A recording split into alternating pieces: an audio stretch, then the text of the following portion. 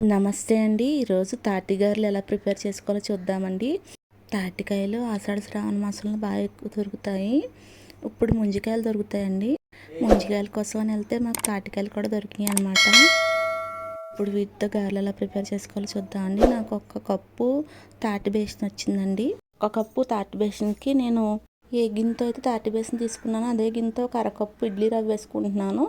అది ఒక పావు కిలో నుంచి 300 గ్రాములు ఉంటుంది. అలాగే ఒక కప్పు బియ్యం పిండి వేసుకుంటున్నాను. 400 గ్రాములు బియ్యం పిండి, అలాగే 400 గ్రాములు బెల్లం, అలాగే ఒక కప్పు కొబ్బరి తురుము వేసుకుని అంతా బాగా కలుపుకోవాలండి.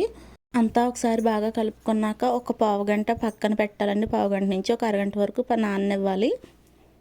ఇప్పుడు స్టవ్ మీద ఒక ప్యాన్ పెట్టుకుని డీప్ ఫ్రైకి సరిపడా ఆయిల్ పోసుకోవాలండి. కవర్కి కానీ అరిటాకు కానీ ఆయిల్ అప్లై చేసుకుని ఒక పిండి వండ తీసుకుని గారెలాగా ఒత్తుకోవాలండి.